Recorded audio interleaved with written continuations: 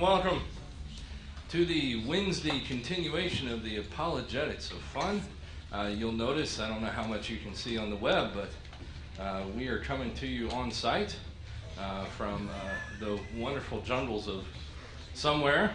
Got monkeys and snakes all decorated up for the BBS. You can see over here, to my left, your right, would be the fabulous fountains of the deep and opened up in order to just be thematic for our discussion about the flood today. Hopefully it doesn't get any worse than it is. We'll be able to go from there. I was thinking about it when we were doing that last song, Meredith, about all the earth will shout your praise. We tend to think about that as people. Like all the people of the earth will just shout your praise, right? But the very earth itself does. And that's actually what we're looking at. It is the very earth itself is talking and speaking and shouting about the glory of the Lord. We're going to continue on with our flood work today. Last time we left off kind of halfway through the video. We are going to get to the video, but I want to go through a brief topic before we get back into that, just to discuss a few things that we'll kind of go into the video as well. So back in our Proof of Truth, part 5 about the flood, what I want to look at is 2 Peter 3:3-6. And that's where it says that scoffers will come in the last days, walking according to their own lust and saying, "Where is the promise of his coming? For since the fathers fell asleep, all things continue as they were from the beginning of creation. For this they will forget, that by the word of God the heavens were of old, and the earth standing out of water and in the water, by which the world that then existed perished, being flooded with water." So this whole construct does really speak a lot to what we're discussing about the nature of the evidence of the flood around us and how that evidence gets interpreted is very specific to this. I wanted to do a quick word study on it. The word here for scoffers is impechites. Impechites. Yeah, anyways, that's the word. You can see it there. That's the pronunciation for it. You have fun with that, okay? Impechites. Yeah, anyways. This is an interesting word. It's only used twice in the Bible, okay? Now, who remembers what the definition of a word that is only used once is? What do we call that? Remember? There's a very fancy word. It starts with an H. And hepats legomenon. Okay. Bless you. We've had this word before. It shouldn't be that. Yeah, the episode of Star Trek where they talk about this. Yeah, the hepats legomenon. Now, what's interesting about this word is technically not a hepats legomenon. Why are you walking strangely, Cindy? I fell out of the truck. You fell out of the truck. And I'm in pain. And you're in pain. I'm in pain. Well, it just occurs to me, I have not yet set up the information for the prayer meeting this evening. So why don't you get on that, Turkey? I'd appreciate that. Do you have everything you need to do that? I don't know. If not, I will work on that when we start watching the video and get into that a little bit. Thank you for that reminder, Cindy. Of our need for prayer. Well, I'm glad I can help. So what's interesting is this word is used twice. But the reason it's used twice is actually somebody makes a reference back to the original use of the word. So while it is not a true hepats legomenon, it pretty much is. Because the second occurrence is this one being in 2 Peter, the second occurrence is in Jude 1:18 where it says how they told you that there would be mockers in the last time who would walk according to their own ungodly lusts. So it's a direct reference back to 2 Peter. And use the same word. Thus, I would then argue this is still a hepats legomenon. Okay, enjoy that. I know. Here's what I want you to do. I want you to try to work that word into some conversation that's 7 days. Okay. I plan on using it quite a bit during VBS. So we'll see how that goes. And they're going to say, "God bless you." Well, since I'm in control of games for the pre-K group, it should be really fascinating. If I can get them to just repeat the word, I'll be happy. Well, can I get you to spell it? Because I'm not. Okay, yeah. It's Hapax, and new word, Legomenon. Hapats legomenon. No problem. So, the word here for lust is epithomia. Okay. What's interesting about this particular word, it is used relatively commonly, but the specifically denotes a longing or desire for that which is forbidden. So, what is the interesting aspect of that statement? Something is forbidden. It's in the knowledge that it's forbidden. They know it's right. So it is the longing for something that you know which is forbidden. So it has a connotation of knowledge implied in the definition. That is a very important little construct because we are responsible for what we know, right? And this is very specifically saying that they know the truth. Okay? And it means a great deal of doing what is right in their own eyes, right, from all our recent work in Judges. Now, the part where it says fathers fell asleep, this basically constitutes not just their ancestors that died before them. This is kind of used in the construct of the fullness of time. So basically, it is saying that for all time that has come before now, all of our ancestors back to Adam, which they would basically consider to be the full construct of time, for all of our ancestors that came before us, this has been the truth. And the further implications imply, bless you, that their ancestors, that this is what their ancestors thought to be true as well, okay? So it is saying that for all of our ancestors, they believed that things are proceeding as they have always proceeded, right? Okay. Now, basically that all things happen today as they have always happened. This is what I like to refer to as the theory of continuity that is used to construct that concept of millions of years. Okay, this is when you look out and you go, okay, from what we see, it looks like it takes 1,000 years for this to happen. Okay, and if this is going to happen 1,000 times, that would take 1,000,000 years. Okay, and so on and so forth, and it just you keep dragging on, and that's how you get to 4.6 or 7 billion or however many billions of years they think there is now. They keep extending it out. Stuff's not working. Yeah, stuff's getting worse and worse and worse. So they go, we need more time for this to solve this problem. Yeah. So, in reality, though, this argument is kind of a crux argument that is used to justify a great deal of evil concepts. Okay? For instance, if you use this construct, this is basically saying that what I see happening now is always true. Okay? This is the same type of argument that's used to justify things like slavery and stuff like that. Negative viewpoints of basic ethnicities and stuff like that. Yeah, I have perceived one individual that has these characteristics, and I am progressing that to the entire group of people. Okay? It is also this argument that allows them to assume that they are better than others.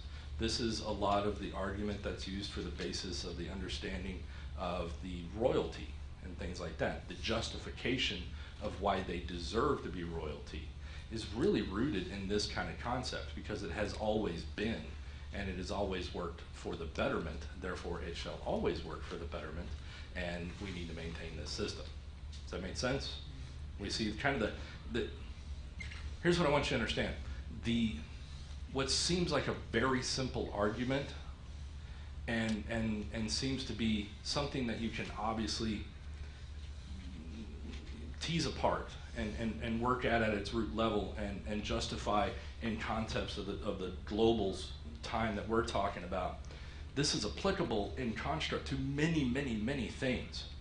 And there's a lot of times people are making justifications for evil concepts, evil ideas the wiping out of populations because of things exactly like this. Okay. Because if evolution is true, then we're all just animals and nothing matters, and then you can use that concept of time, animals, to justify. And we talked about this a lot when we talked about our moral argument and stuff like that, because if evolution is genuinely true, it doesn't matter what you then do, morality is non-existent, and biggest man wins, right? Yeah. So you would embrace that all in way, shape, or form and go for it. Obviously, not something that is true. We should always specify that in case somebody lost their internet connection just now. That is that foundational problem that exists. So we have to be careful of that and keep an eye out for it. And the enemy uses this very commonly. The other notion of this statement is that they will willfully forget. Okay. Now, the importance of that is by definition, this is saying in the word study that they are determined to hide from themselves the truth. Okay? They know what's true, they've identified it as truth, and because of the inconvenience of it and how it fits into their worldview, they are determined to hide it from themselves and deny it. Okay? And thus use that to deny everybody else. Okay? So what 2 Peter is really saying here is really very intensely evil, right? That these people have knowledge of God and the glory and the works of God, yet they're choosing to hide that truth so that they may live their lives the way they choose. Okay? This is a very different concept to the way we tend to think a lot about it, in that they just don't know any better. Okay? This would argue quite a bit to the fact that in truth they do know better. And they have constantly chosen not to hold on to that truth that they've received. Okay? I think I have one more thing here. The Bible tells us that the world is a much different place than it was. So that's the last part here, right? The Word of God, the heavens were of old, and the earth standing out of the water and in the water, by which the world that then existed perished. What this basically means is at some point, the flood, all the rules changed. Okay? So what that means is everything that we see as, okay, this radioactive dating and all this stuff that we've poked 1,000 holes in already, you really can't base that on anything, because God is telling us right here that the entire system was different pre-flood. Okay? And that's important. The reason why we lack a lot of the evidence, we talked about this, the evidence of events before the flood, okay, is because the entire surface of the earth was scoured off and reorganized. Makes it a little difficult to find things, okay, like Gardens of Eden, stuff like that. So, now, let's actually get back into the video. I wanted to back up just a few minutes. We're not going to put the video in the presentation this week. We've already decided that's a bad plan, so I have another copy of it here. Boom. We're going to back up just a few minutes. How many people weren't here last week?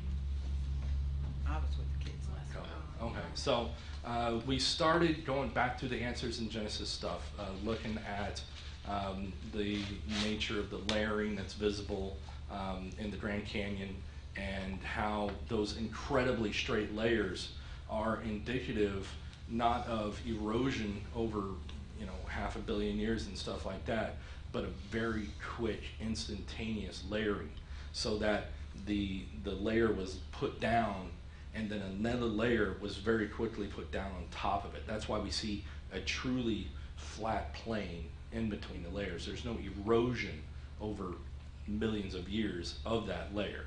Okay, that's basically what we went up to before we get into this construct today. All right. Once again, if you have any questions, you might have to say something, because I got to set up a prayer meeting. So. Already got Kirk it did set it. up. You already got it set up? Yeah. Oh, there you go. I figured we can. Oh, good. I was giving you thumbs, but you wouldn't look at me. Well, I'm you, used to it. you just tell me I'm good. That's all that means to me. That's how you tell me to go. So I was just going. Okay, so here we go. You ready, Turkey? Boom. Everywhere we looked, Steve showed me evidence of the incredible power of moving water. It quickly laid down these enormous layers, then quickly eroded them away. Steve wanted to show me where the floodwaters first hit the continent, so he took me deeper into the canyon. Steve, when you said you were going to bring me to the bottom, you weren't kidding, were you? We're at the bottom, aren't we? So we're in this big side canyon to the main Grand Canyon, and we're looking at the granite basement rock, which is the core of the continent, if you will. And then we see the flat-lying strata on top of it.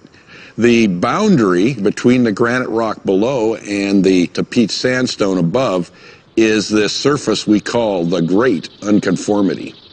Why does it appear to be such a stark line? I mean, it's clear. I think it's an erosional boundary of colossal scale.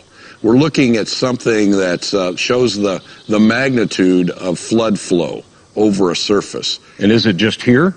The Great Unconformity is continent-wide. I've seen it, I believe, in the Middle East. It's over in Europe.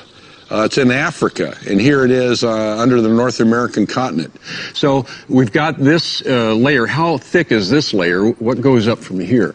Well, we have the Sauk mega sequence here, if you will, 1,000 feet of sandstone, shale, limestone that goes continent-wide. There are 4 other big sequence packages of strata that sit above it. Those are also very continuous like this.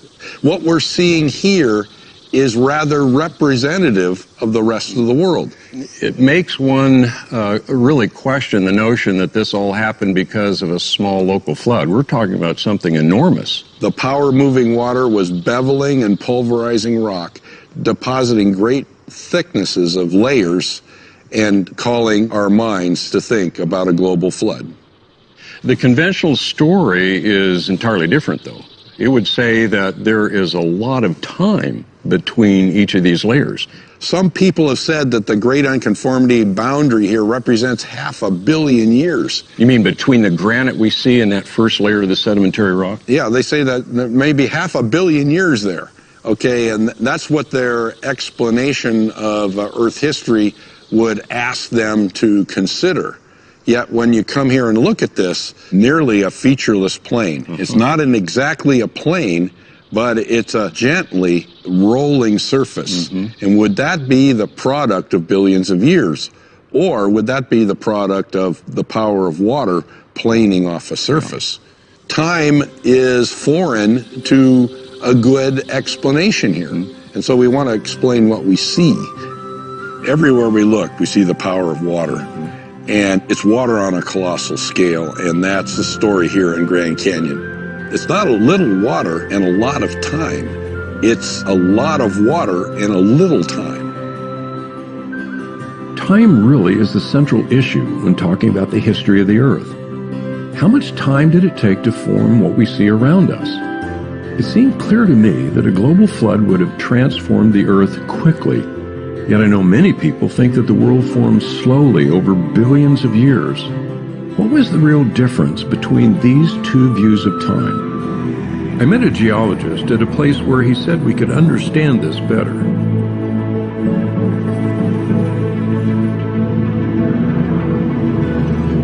You see the quietness, the expanse, nothing to disturb you. Yet you've got the reminder that it was explosive in the past. There was this volcano back here, the cinder cone volcano, and it belched out. I have actually stood here. I have some of this rock in my possession from this cinder cone volcano. I didn't do that. Oh, well, that's good. Did I get thumbs up again? Yay, thumbs up again. I will keep talking louder now. Anyways, this is some really cool stuff. And I meant to actually bring a piece of this rock, but it's effectively large, kind of a ruddy brown pumice that's a lot of fun. This lava flow that's spilled out across this countryside. Just a huge amount of basalt, lava. Yeah, but it's actually small compared to the lava flows that we see in many places. And there's something like 1,000 of these volcanoes around here. And the little one behind us here We call that a cinder cone volcano. You call that a little one? Yeah, well, it is. I mean, these volcanoes are small. Mount St. Helens, 1980, when it erupted, okay? The top 2,500 feet of the volcano blew off, but that was small compared to historical eruptions. We can go back a little bit further to the Great Yellowstone eruption, and some of the volcanic ash was down in Texas. It blew that far away. You think about lava flows in India, that you have an accumulation of up to 1,000 feet over an area a third of the size of the subcontinent of India. What we see in the present is really only minuscule by comparison to what we've seen in the past. And that's telling us something about the historic past. We can't use present day rates of these processes to understand how quickly and how majestically in terms of scale the geological record accumulated. Well, that is the point that has brought me to you, because how do we determine the age of these rocks? Well, the important first thing is to recognise that this lava flow is, in a sense, an instant in time. It's an event. And when it's molten, you've got all the different elements that have come out of the volcano are all mixed up, and the rock starts to crystallise.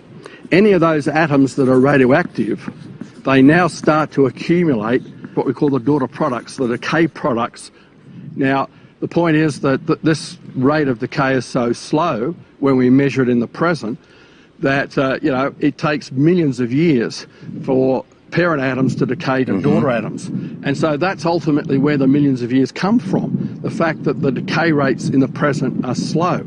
But we would say that the present is not really the key to the past, because obviously the past holds some massive, massive catastrophic events that are not going on today. In fact, the Bible would say that the past is the key to the present. If you want to understand why the way the world is today, you've got to understand what happened in the past. So we've got lots of hints that geological processes haven't been at constant rates through time, and we have other hints that the decay rates may not have been constant. See, we've taken rock samples from a number of places, lots of samples in the Grand Canyon, each of these rock layers. I've done it in New Zealand, we've done it in other parts of the world, and what we've done is we've submitted the same samples to more than one of these dating methods. And so what we found is on the same samples with more than one method, we were getting ages that were different by hundreds of millions of years, or even a billion years in some instances. We're seeing huge differences by using different methods. Well, if there...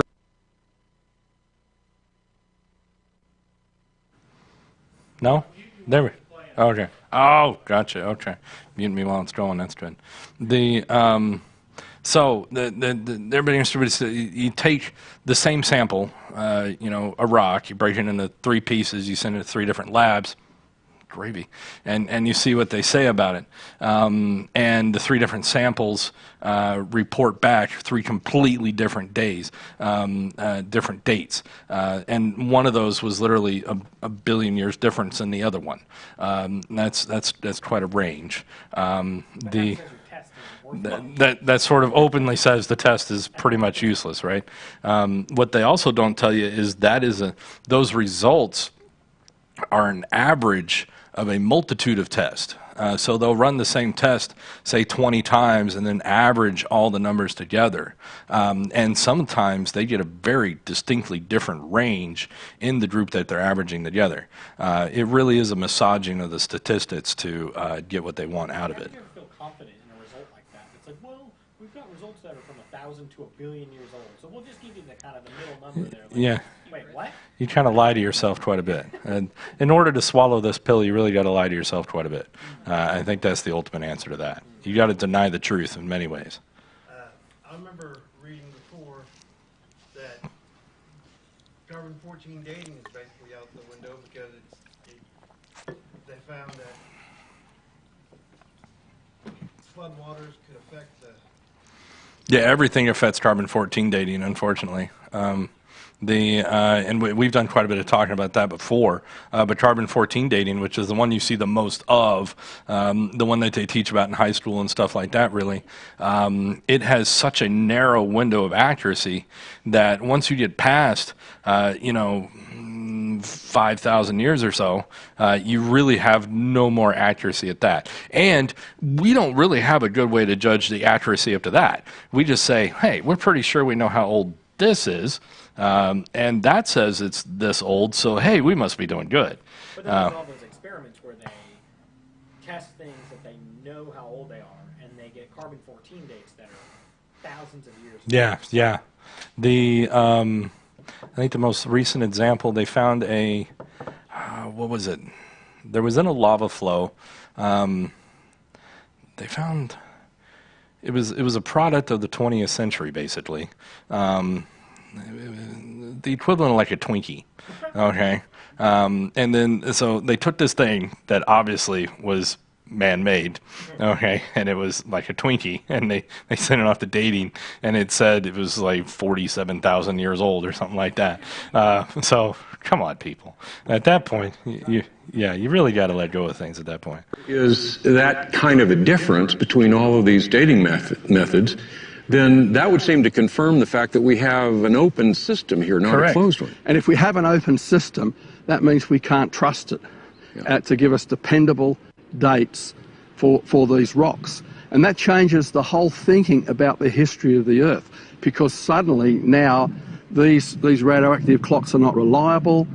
We've got evidence that rates were faster in the past. Suddenly we may not be thinking in terms of millions of years. We may be thinking in terms of a history that is much shorter. But you were saying that this kind of evidence is in the open literature now. Yes. Why is it not making an impact? Well, I've been asked that when I've spoken in university geology departments, and the answer is because there is a commitment to the millions of years. And so once people get locked into that focus, anything outside their field of view that conflicts with that focus is marginalised. And the reason why the millions of years are important, if we go back in the history of scientific thought, Charles Lyell in England proposed millions of years, and they multiplied the ages for the rocks. And that was the foundation on which Charles Darwin built. In fact, he read Charles Lyell's book and was convinced of the millions of years of geological evolution, so he could say, now, given enough time, what we don't see happening in the present. We might only see small changes in the present. Given millions of years, the small changes can add up to big changes. And so if you want to have a way of looking at the history that says that we got here by chance, random processes over millions of years, then you've got to have rocks that are millions of years old. Otherwise, you've undermined that whole foundation of that view of Earth history. So time becomes the critical element for the conventional paradigm. Exactly. And that time has to be deep time. Andrew said when you study the rock formations, they show evidence of a young Earth transformed by a global catastrophe. So he took me south to Sedona to see it for myself. The important thing to note is that this landscape is actually very stable. There was lots of erosion in the past to carve out this whole terrain, but those cliffs and the valley floor are very stable, which is why you've got the vegetation. Today everything's much quieter. Today's processes are extremely slow, but they can't explain how we got this erosion, how we got these layers, how we got these cliffs. All right, so you wanted to come here because you see evidence of a young Earth because of what's here. What do you see? Yes, well, the first thing we notice is the extent of these layers. It's like a stack of pancakes. For example, the red unit that goes all the way across our field of view, that's the Schnebly Hill Formation. And above that, you can see the first white unit is the Coconino Sandstone. And above that, you've got the Turaweep, and at the horizon, you've got the Kaibab Limestone, which is the rim rock of the Grand Canyon. And, you know, here we are, 70 more miles from the Grand Canyon, and these layers are still here. Yeah. It's almost hard to imagine the volume of material that represents. Yes, take the Coconino Sandstone. We can trace it from here, right across New Mexico, Colorado, right over towards Kansas and Oklahoma, or even in Texas. We're talking at least 200,000 square miles for this one rock unit that's consistent for mile after mile after mile. That's not the scale that we see today with localised sedimentation. And to get it flat lying like this over such a large area, it's like you have to make your pancake all at once very rapidly. And so these layers show evidence of rapid sedimentation, the extent of these layers. Well, Andrew, you were talking about that red formation, but that doesn't sound familiar to me. No, that's the Schnebler Hill Formation. It's not in the Grand Canyon. In the Grand Canyon, we go from the Coconino into the Hermit Formation. There's that knife edge boundary, and there's no evidence of erosion there, which means that the Hermit Formation was rapidly deposited, and then immediately the Coconino was a deposit on top of it. But here, we've come 70 miles from the Grand Canyon, and we've got this Schnebler Hill Formation between the Coconino and the Hermit. And this Schnebler Hill Formation, 800 to 1,000 feet thick, over an area of 1,000 square miles, had to have been formed very rapidly. If that took millions of years, we ought to see millions of years, evidence of millions of years erosion back in the Grand Canyon at that same boundary. We don't. So that means that this Schnebler Hill Formation in this area had to form in a matter of hours. So it tells you that not only is there a lack of erosion, but there's no time between those boundaries. So the And let him push the button. Disprove the idea that it happened over millions of years of depositing. Like, you can't have it, this massive layer, and then, oh, somehow this got snuck in between these massive layers that somehow took Exactly. years. So just to make sure because this is really a foundational construct, it really puts the nail in the whole coffin. So they have the two layers over in the Grand Canyon. Okay, they go 70 miles south. They have this layer that's in between those two layers down south. Okay, the problem is that the layer that's in between the two layers down south is 1,000 feet thick. Okay, and in order for that to be able to form and have a nice straight line, and then there also still be a nice straight line in the Grand Canyon, because basically it's like having an Oreo, and you have the bottom cookie of the Oreo. Okay, if you sit around and wait for time, that Oreo is going to erode away. Okay, now if that Oreo is eroding away, it's going to erode away the entire surface the same, effectively. Okay, given nothing weird's happening. But what happened is somebody came down and put a layer of icing on half the Oreo. Okay, and then set the top of the Oreo back on top of it. I think about it this way because I once found an Oreo that was half icing and half non-icing, which really kind of opened up my eyes to how this works. This is how it goes. This is how my head works. But the importance there is that, okay, so if you're telling me it took a million years for this sedimentation to build up to form this rock layer here, how come we see the flat laser straight line over the Grand Canyon? That would not exist. We know from erosion, even in our current understanding of erosion, that over 1 million years, that changes. Okay? We see that. So those two things cannot exist in the same atmosphere. What he's saying is you have to lay down layer 1 and then come back and lay down layer 2 relatively quickly, and then lay down layer 3. Just so happened that layer 2 was relatively small, layer 3 was relatively big. Okay? That happens because during the flood, the hydraulic action of the water is coming by, and it's actually scraping the surface of the continents off. Okay? God created such a force in the water that he completely ripped the soil from the continents. Okay?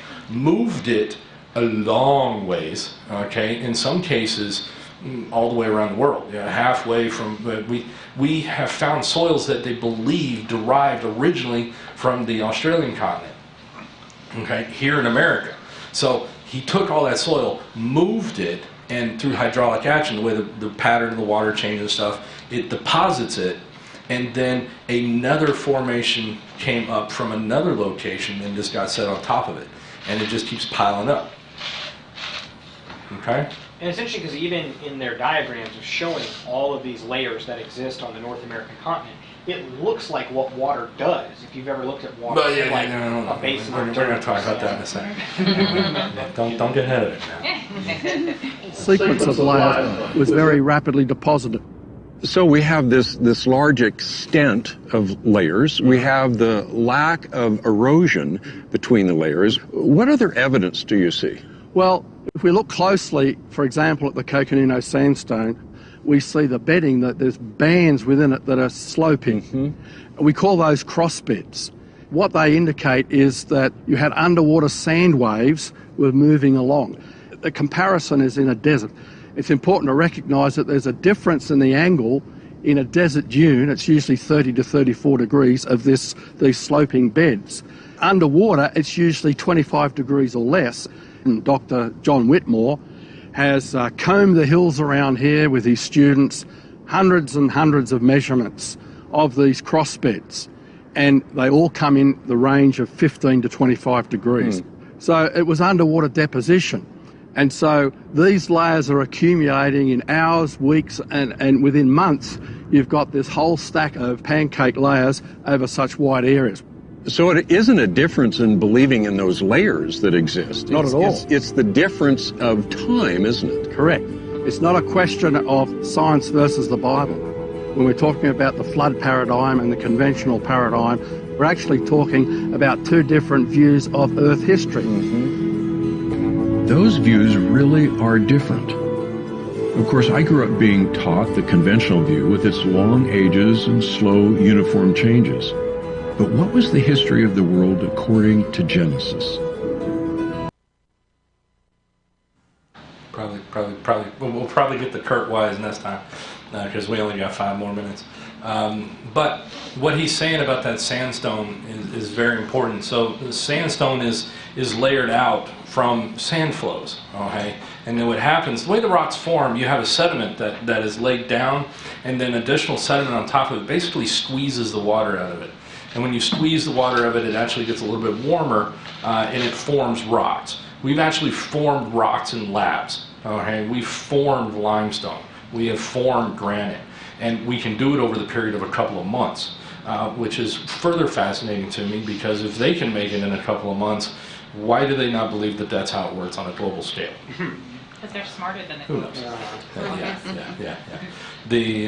But that, we can see it in the sand dunes, where the wind is what affects how the sand piles up in the sand dunes, right? And the sand dunes are completely moving all the time, and their locations change.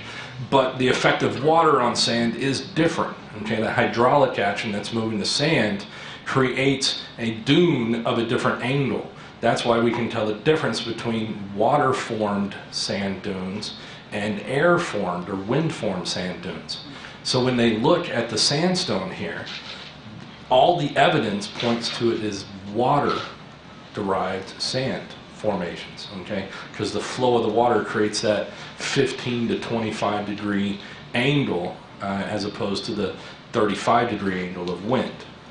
And that's a very critical thing, because that is another aspect that points that land was underwater for a very significant period of time during a very significant large amount of action. Okay. Now, the next time, what we'll get into on that, Kurt Wise talks a little bit about, he actually goes into some locations here in Tennessee. They go in front of an old coal mine, basically, and they do some talking about how this cliff that's more than a mile wide has actually been moved about a mile from its original location. Or maybe it's about 1,000 feet. Yes, right. Do they go into the location around Mount St. Helens too? That's where it started. You would have seen that last time. And just so you know, I was telling everybody I actually have a long version of this, a 45-hour version of this show that we might choose to do in a study session at some point. It will require some dedication, because I think we break it into hour-long studies of 45 of them. So it would take really some nailing down and then getting going. It'd probably take us a whole year to get through it. But it is really an incredible aspect of this particular study. So we look forward to the opportunity to set that up. Are there any questions at this point? I have one question for you. Okay, a lot of the scientists don't believe that that the Earth was formed that way because it denies, to admit the Earth was formed thousands of years ago denies it denies their belief system and makes them think that, Yeah. God must have created it. But now, what gets me is that they all agree pretty much at this point about the massive flood. And, if there was a massive flood, we don't know how many atmospheres of pressure there was that was forming the limestones.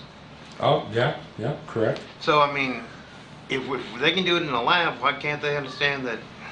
Yeah, so nature here's could have done here's the interesting aspect of this science. These guys, actually, science suffers a lot from an aspect that's almost similar to racism, okay? Where if you're off the norm, you're immediately a whack nut, okay? Now, it used to be seen as a good thing because it forced people to really prove what they were looking at, okay?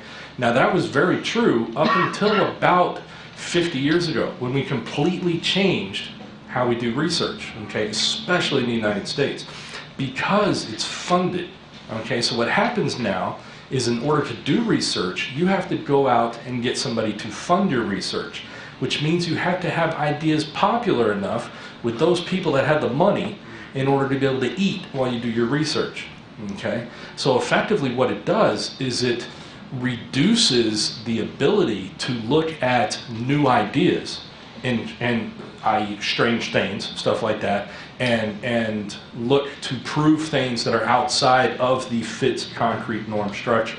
It is a process that had gotten worse for many, many years.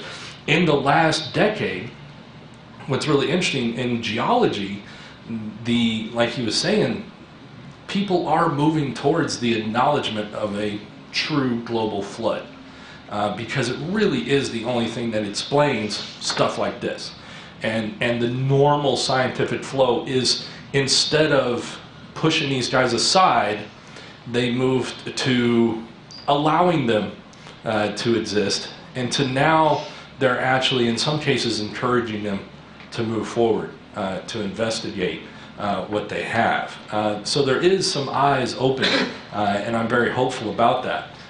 But we have a long way to go before we'll see, I think, a true embracement of that. And it does come down to the fallen nature of man, because in order to move away from those millions and billions of years and move to a young Earth, 12,000 year old Earth, you really have to embrace God in order to allow for that time period to develop humanity and all that stuff.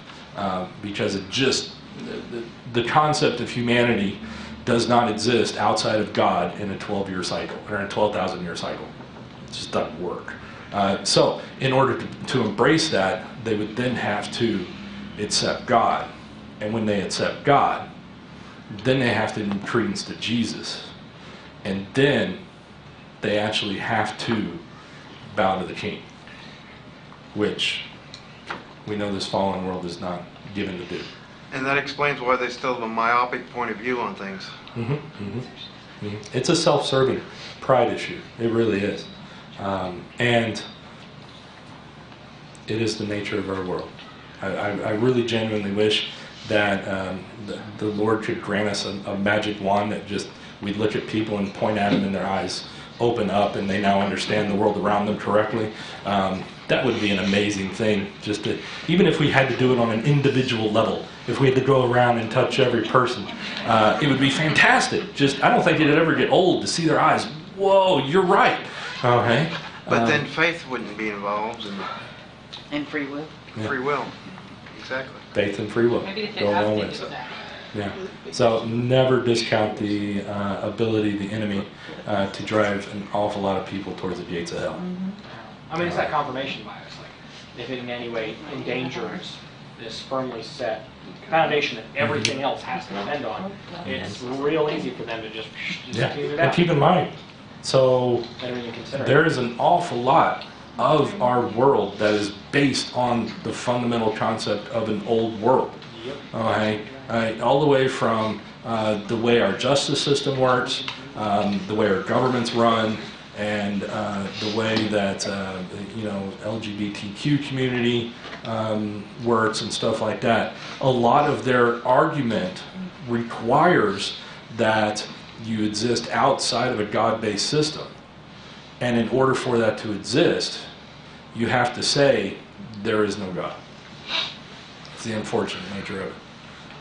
And one of the reasons why we're here is to fight against that. That's the point of stuff like this, to fight against that. This is pretty easy evidence, because everybody knows this.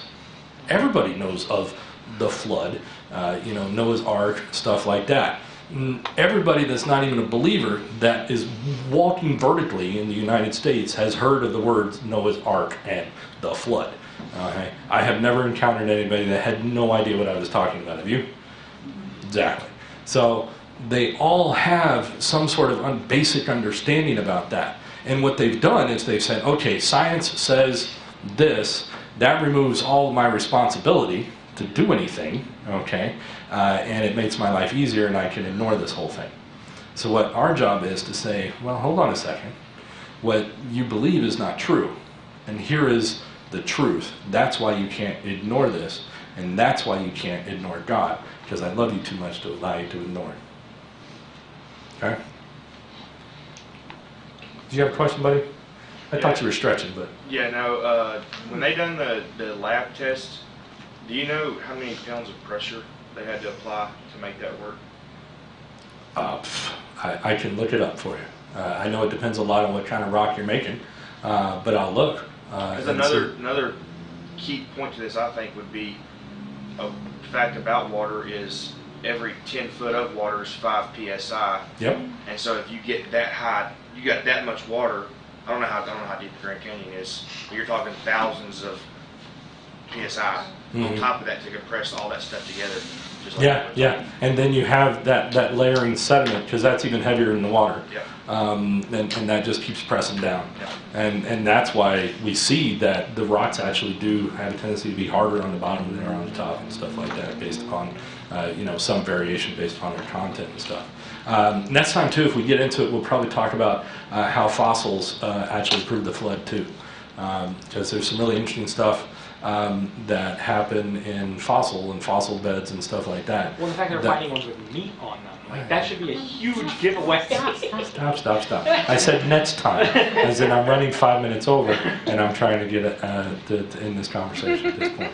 So, if there's not any questions, we'll go ahead and end. Sound good? Okay, let's pray. Dear Heavenly Father, thank you for the blessing of the time to sit and go over this information. Thank you for the guys that put this video together. Lord, and thank you for the funding that helped put all this together. Thank you for your continual funding that continues their work as they move into additional information and things like that, Lord. And Lord, I pray that this video and this information that we've gleaned from this, Lord, that we can use this simply to build the Lego blocks of your glory in the mind of the people around us. Lord, that we can say, hey, you've seen the Grand Canyon, right? You've seen pictures of it. You see that line that goes all the way across? Tell me how 4.8 billion years allows for that line to be straight and true. It doesn't. And that's the truth. And I pray that truth can be used to be like the water in the cracks and get in there and then freeze and pop that right open and allow the truth of the glory of our Lord and the truth of Jesus to seep in so that all may come to know you. Lord, guide us and protect us as we move into our prayer phase now, Lord. Lord, as always, I lift up our pastor and the healing that you've really been pouring through him, Lord, and everything that he's been able to accomplish in the last couple days, all to the glory of God. Lord, allow us to come back here on Sunday to hear Pete give the next part of his study, Lord. And just, I pray that you will allow everyone here to return next Wednesday to continue into this study, Lord. And I pray, Lord, that even more will show up to hear about the magical nature of your glory and the rock solid evidence that you literally hand us to show us how amazing you are. In the holy name of Jesus Christ I pray, amen. Oh, hey, so if you